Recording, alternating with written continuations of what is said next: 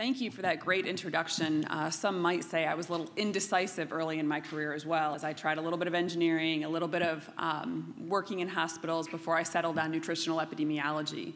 And that's where I've been for the last 15 years, really working in cohort studies to see how we can observe people and how they naturally eat and then go on to develop disease.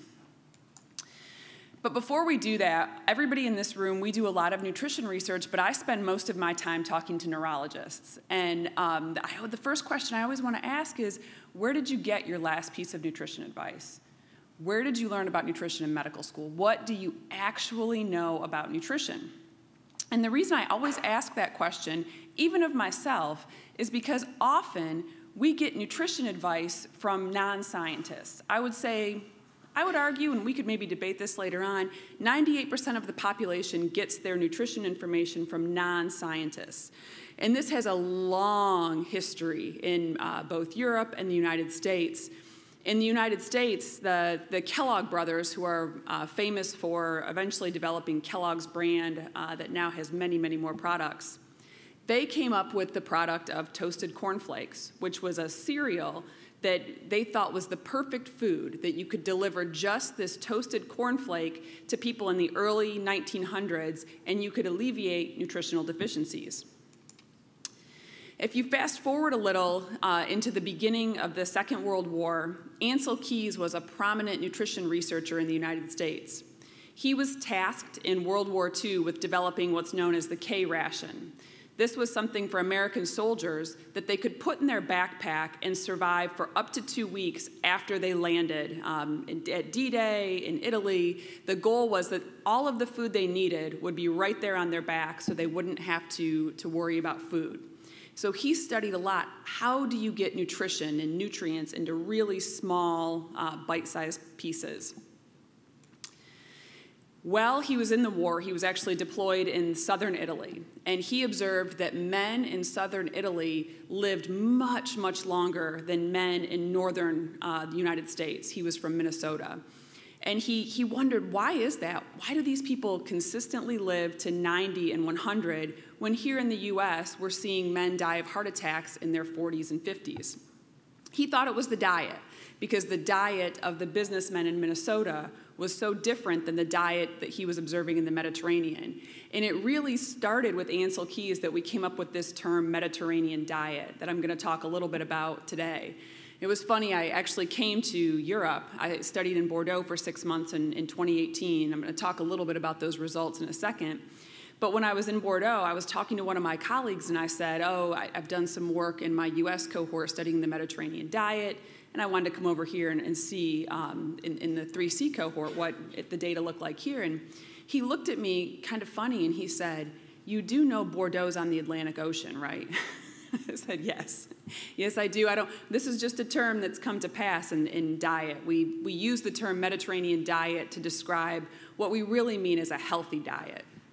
And what it's composed of, in 1995, some Harvard scientists operationalized it, and it really is a diet that's high in vegetables, fruits, legumes like beans, nuts, some grains, olive oil, fish, and very low in red meat and dairy.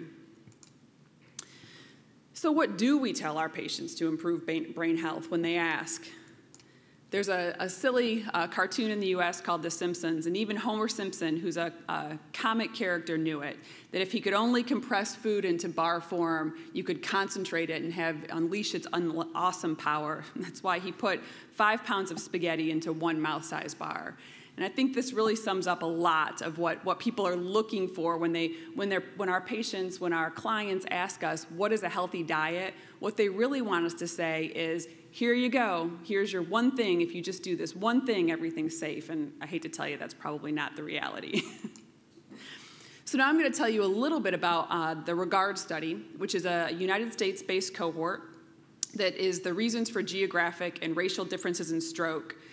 We are a slightly different cohort than most of the US cohort studies because we are completely decentralized. We are located in Birmingham, Alabama, but our participants are all across the United States.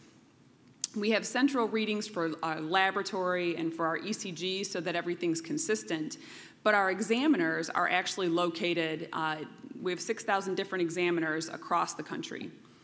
We were able to collect variables on demographics, major cardiovascular risk factors, lifestyle, general health, depression, many other measures. And like I mentioned, what made us so unique is that we sent examiners into people's homes. So typically in the US, when you have a cohort study, people have to come to you. They have to come to your clinic, which means that geography, the issue of geography, can be tough to overcome.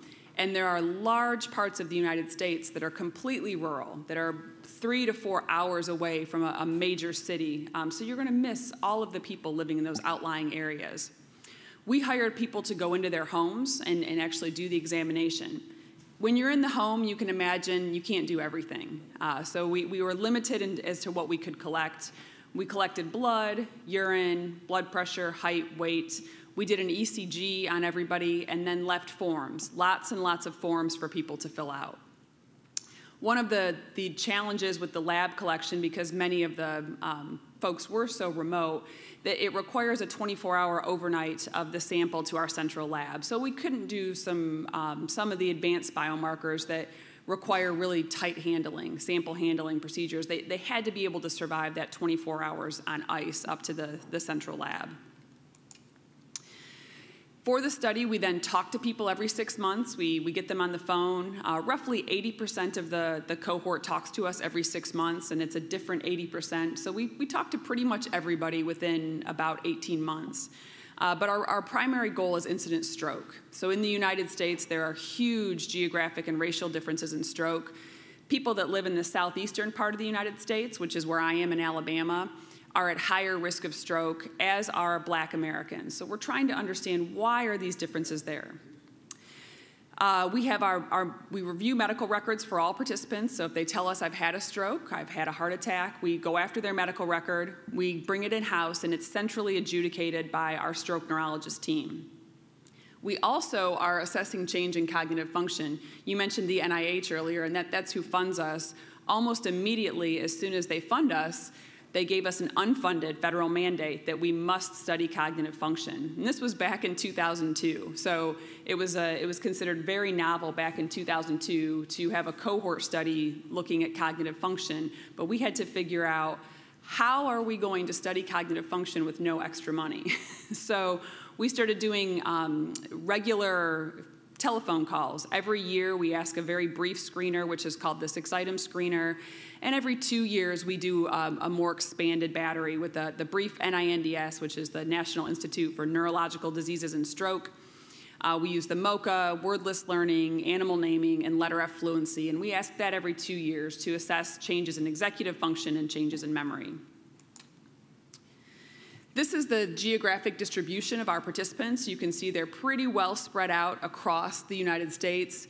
We oversampled in the Southeast because, like I mentioned before, there are more strokes in the Southeast. So about half of our participants come from the Southeast and half come from the rest of the country. We also oversampled Black Americans because, again, we're trying to get at that racial difference in stroke. Because the Institute forced us to do cognitive function, we had to cut from somewhere. And this was before I got there to the cohort. They cut the dietary screener. So as soon as I came on, I had another grant that we went to get the dietary data so that we actually could have dietary data. But that's often the case, as I mentioned, when I talk to neurologists, when I talk to clinicians sometimes, they don't understand the role for diet. And I have to really help them to see why it matters that we collect this data. We used a food frequency questionnaire that was self-administered by the participants.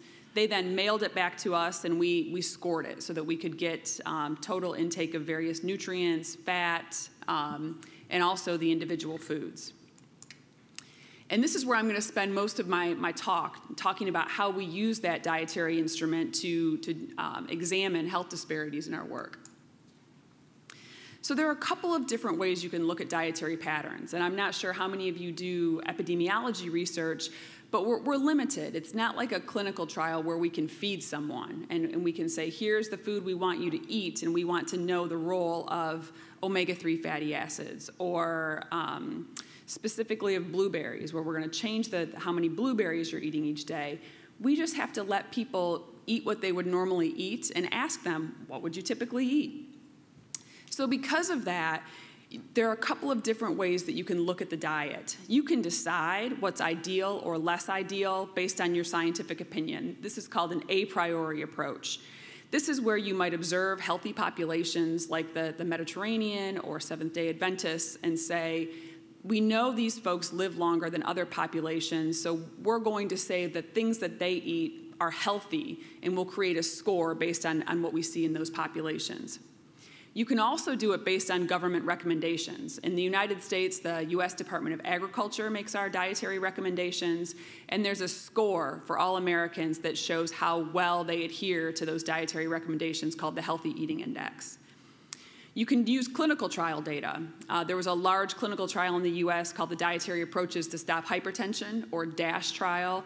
And in that trial, they demonstrated that a diet that was higher in fiber and higher in fruits and vegetables, whole grains, and lower in sodium actually reduced systolic blood pressure. So we can take a diet based on that clinical trial and create a score from that as well.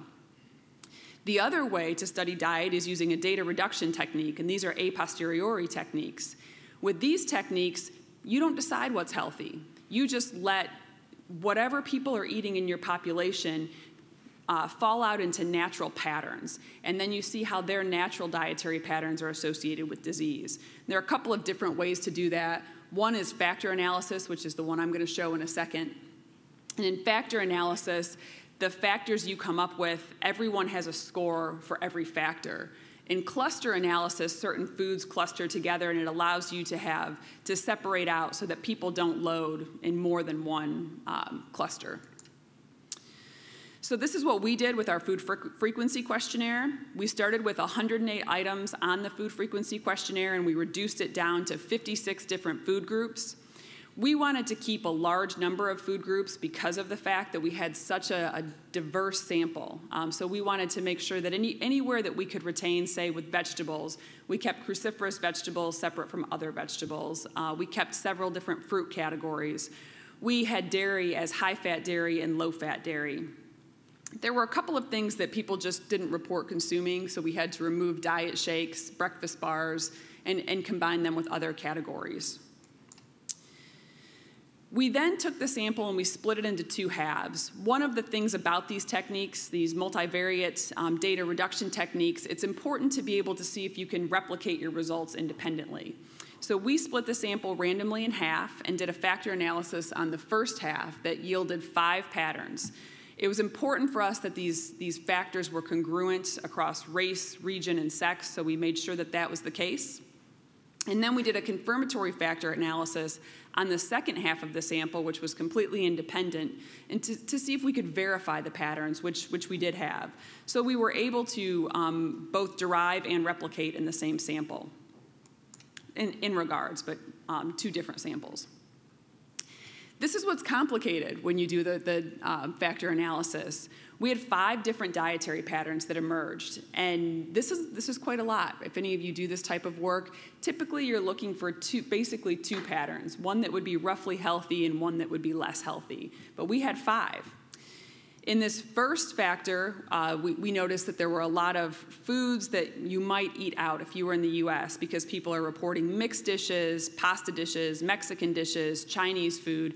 That really sounds like when you go out to eat and bring something home. So we called this a convenience dietary pattern. The second pattern is what you would expect from a traditional healthy pattern, where pretty much every vegetable loads in this category.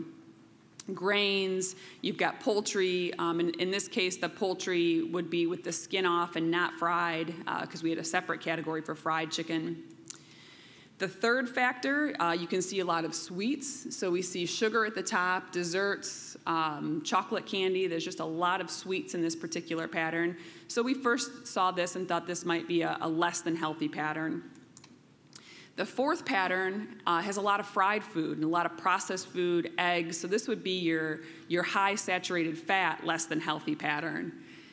And the fifth pattern has, again, some salads, some salad dressing. This was the only pattern that alcohol loaded in significantly, also coffee and eggs. So this was a really tricky pattern to interpret. Again, it's looking like coffee and eggs for potentially breakfast, and then some kind of vegetable and protein later in the day.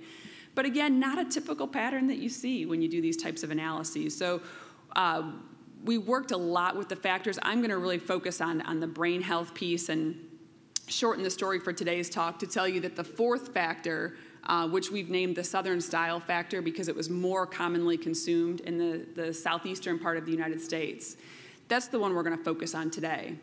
But each of these we've looked at in depth. So now taking a look at the risk of stroke by quintile of this Southern pattern. So the Southern pattern, again, was high in fat, high in processed meats, and what we wanted to first look at was stroke, because that's what we're really funded to do. We're funded to understand why there are these regional and racial differences in stroke.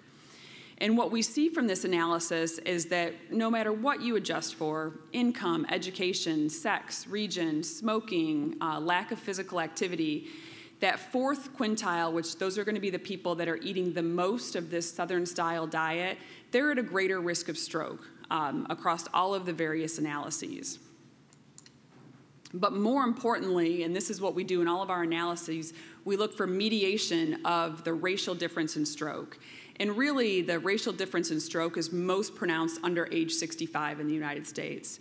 And this particular dietary pattern was responsible for basically 63% of that excess disparity, the excess strokes that Black Americans are having over white Americans. This was very significant. It's more than hypertension, it was more than diabetes, more than obesity. This particular dietary pattern really explains a lot of this racial disparity in stroke. So now thinking more about a Mediterranean-style diet, which this is going to be an a priori, and we can compare the Southern American diet with the Mediterranean-style diet, and we can see they're almost exactly opposite. With that Southern American-style diet, very high in fried foods and processed meat, red meat, and sugar-sweetened beverages, where the Mediterranean-style diet heavily favors fruits and vegetables. Fish is the primary source of meat, and also includes some alcohol and wine. You can create a score for the Mediterranean diet in any cohort. Like I mentioned before, the researchers at Harvard created a nice dietary score that most researchers use these days when they are looking at a Mediterranean diet score. Basically, you take your whole group and you split them at the median for intake of fruit, vegetable, legumes, cereals, and fish. And anybody that's above the median consumption gets a score of 1. Anybody below gets 0. Then you also can look at meat and dairy, and people are penalized for consuming meat and dairy. So at the end of the day, the score ranges from 0 to 9 for those components, which is what we did with regards. We took a look at the Mediterranean diet score and first wanted to see who was more commonly eating this score, to see if there were any big differences. Demographically, we don't see huge differences except by age, but that's pretty normal in a cohort like ours. Our cohort's over the age of 45. Typically, as people age, they eat less, so you just often see adherence to any dietary pattern to be slightly higher in younger folks. We looked at ischemic stroke in this population again to look at the Mediterranean diet, and now, since the Mediterranean diet is considered healthy, the scores are below 1. So you'll see that the hazard ratio for stroke is less than 1, which is indicating that the diet's protective of stroke. And you can see that this diet is roughly protective of stroke at the same magnitude that the Southern diet was detrimental in terms of stroke risk in regards. We also looked at cognitive function with the Mediterranean diet. And interestingly, with cognitive function, the diabetes was a huge effect modifier. So there was a very strong interaction with diabetes, which there are a couple of reasons why that can happen. The first is diabetes is really the #1 reason people change their diet in cohort studies. If you evaluate people and you study them long enough, they can gain weight, they can talk about life events, but the real trigger, it looks like, for changing diet is diabetes. Likely, at least in the US, maybe it's different in Europe, that's the one time you can actually get nutritional counseling and health insurance will cover it. So that's a big factor for people. Heart disease is the other. Often people can get nutritional counseling after a cardiac event, but that's not necessarily consistent. It's pretty consistent for diabetes. That means that people are noticing their diet. This might be the first time they've really thought about their diet and how it influences their health. The other reason there could be differences are that diabetes in and of itself actually is a risk factor for cognitive decline. There's a lot of really good research on insulin resistance and the role of insulin resistance in dementia. So it could be one of those two things. But what we found in our study was that the Mediterranean diet was was protective of cognitive function only in people without diabetes. Once the person had diabetes, you can see that there might be a slightly elevated risk of cognitive decline, but it's non-significant. So it's really, once someone has diabetes, there's something else taking over. It's not just the role of diet in terms of what's going on with cognitive function. Here in Europe, there are a couple of trials that have looked at the dietary, the Mediterranean diet. And interestingly, Predimed, stroke was one of the strongest outcomes in Predimed that showed a protective benefit from the dietary intervention. This really, at the end of the day, was a dietary intervention that changed the fat composition in the diet, among some other things as well. But there were two different groups, a group that had a liter of olive oil and another group that had about 30 grams of nuts that people were given to supplement their diet. And we really know that there's a huge role for fats in brain health. There were some issues with randomization that were later reported, but again, the stroke findings remained very consistent. The folks that were randomized to the Mediterranean-style diet in Predimed, they had a lower risk of stroke. It wasn't as protective of heart disease as the investigators expected, but it was very protective when it came to stroke. There were some other interesting analyses that were done with genetics, and I'll be honest, I don't do a ton of genetics analysis, but I know we've got some great talks later. There are some nutrient-gene interactions that we see in the nutrition field that are starting to become more and more common. And here there was this C allele polymorphism, and it was associated with decreased risk of stroke overall in this trial as well. Well, let's switch a little bit to hypertension and talk about the role of hypertension, because at least in the US, the biggest clinical risk factor for stroke is hypertension. Atrial fibrillation is also a huge risk factor, but it's not as common. Hypertension in the US is like 70% of the population has hypertension. So when you look at what's the biggest risk factor that if we could get under control, we could prevent strokes, it's hypertension. In our same cohort, we took people who did not have hypertension at baseline, and we followed them to see what would happen as 10 years later, when we checked their blood pressure again, who would go on to develop hypertension. And one of the things we saw was that roughly 49% of the Black Americans and 35% of the white Americans developed hypertension 10 years after their baseline visit. Again, for us, the mediation analysis is what really matters. We don't feel like we have to prove to people that hypertension causes stroke or that diet is associated with hypertension. We're trying to figure out, why do more Black Americans go on to develop hypertension than white Americans? And that's what really we try to focus most of our work on. You can see here, we looked at 4 different dietary scores. The DASH diet, that's the dietary score I mentioned in the beginning that comes from the Dietary Approaches to Stop Hypertension trial. The Mediterranean diet score, we've looked at the Southern diet score, and then again, that sodium-potassium ratio. We also looked at non-dietary factors like income, education, starting systolic blood pressure, BMI, and other risk factors as well, diabetes. But at the end of the day, it was diet that was the biggest mediator of these disparities. And primarily, again, it was that Southern diet score. So now we see in this cohort, number one, that this Southern diet score mediates over half of the racial disparity in stroke. And now it also mediates roughly 20% of the racial disparity in incident hypertension. So again, this is where we are starting to take a lot of our work for the next level, is taking a look at what do we do now that we know that there's this strong dietary relationship, especially because we split it by men and women, which I didn't mention before, but we've got 50% of the excess risk coming from diet and hypertension in men and 26% in women, which is it's huge. If we could intervene on diet, that would be a huge benefit in terms of reducing hypertension. What about other countries, though? Because here at ILSI Europe, you're more focused on some of the European cohorts. Well, like I mentioned, we talked about Predimed, which was a clinical trial, and it did demonstrate that a Mediterranean-style diet had lower risk of stroke. The 3 Cities study in Bordeaux, which I'm going to talk about some data from in a little bit, before I got there, they had studied the Mediterranean diet and found that Mediterranean diet adherence in just the city of Bordeaux, a higher adherence was associated with lower risk of cognitive decline, but not incident dementia at that point in time. You also have many cohorts here, Rotterdam, EPIC, UK Biobank. All of them have dietary data, and there are so many different studies, but I can tell you that basically every single one of them has found a dietary link between something, whether it's stroke or cardiovascular disease or dementia. But all of them are demonstrating that diet does play a role in terms of dementia risk. So pivoting a little to talk about the 3C study, the 3C study is a longitudinal population-based cohort in France. It's in Montpellier, Dijon, and Bordeaux. And I was particularly interested in working with this group because they do a lot of similar things to what I do with stroke and hypertension.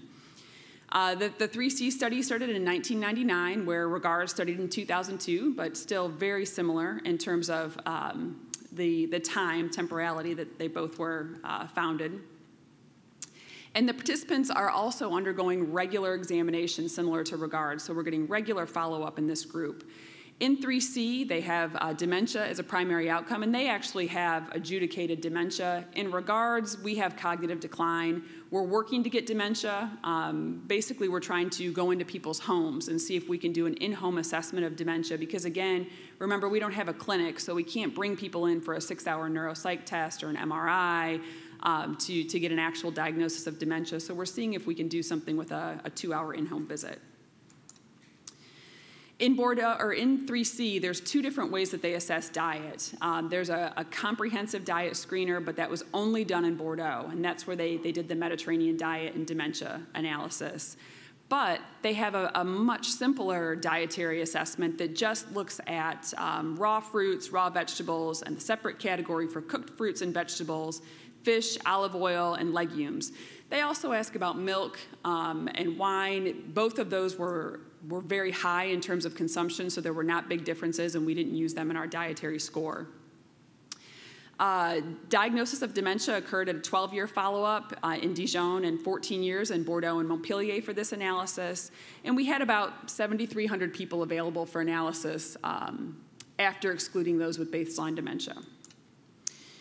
This was one, we were trying to see what we could do with this data, so we basically took the Mediterranean diet approach, where we just split it at the median and said, okay, if you're a high consumer of fruits and vegetables, you'll get a 1. If you're a low consumer, it'll be a 0. So we wound up with a dietary score that ranged from 0 to 6. And the first step that we were pretty excited about was that it has a decent distribution, which for dietary, those of you that do dietary nutritional epidemiology, we don't always get great distributions with diet. So this was one positive sign. These are the descriptive statistics for this particular group. You can see it's pretty well balanced by sex. The age is roughly a median age of 75, so slightly older than Regards, but really demographically very similar to the Regard study. These are the Cox models looking at incident stroke, and you can see again here, since our diet score was scored like the Mediterranean diet score, the more adherent someone was, the more healthy their diet pattern is considered. So we're seeing here that there's a decreased risk of stroke in the folks that are the highest consumers of this particular diet score, which is going to mean that they're eating a lot of fruits and vegetables, legumes, fish, so that or olive oil. The olive oil was in there as well. So it's kind of similar to what you might say a Mediterranean pattern was. Visually looking at this with a spline, you can see that this is very consistent across all of the dietary, the range of the dietary score, although it's most pronounced in the lowest score. So those really low consumers are the ones that are at the greatest risk of stroke.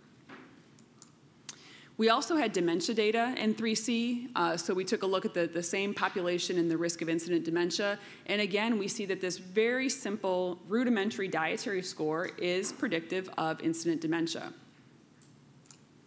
Same thing on the visualization. It's more pronounced in those lower intakes, so the people that had the lowest intake of each of these groups.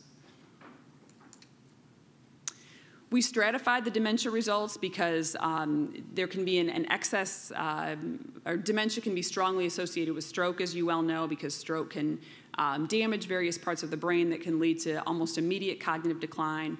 We wanted to make sure that this was not an artifact of stroke or age or income.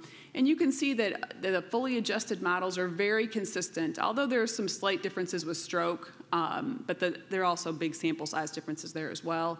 But you can see that for the most part, this dietary score is really consistently associated with incident dementia. We tested for interactions with all kinds of things in addition to what I just showed, sex, ApoE4, income, education, depressive symptoms, and what center of the 3 centers people were in, and all were greater than 0.05. So really, these findings were very strong from an epidemiologic standpoint that this diet score is associated with incident dementia and with incident stroke. And again, now consistent with what we're seeing in regards in the US. So in conclusion, diet really can be measured in many different ways. And I think as we talk more about the way that we look at diet, I heard in the introduction today talking about someone, I just study mice. We need the mice.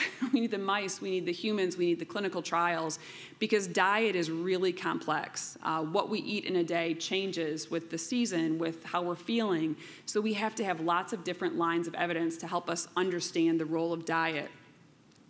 But it is a risk factor for dementia and stroke, without a doubt. As we're talking to our colleagues in neurology, in neuropsychology, diet is a risk factor for stroke and dementia.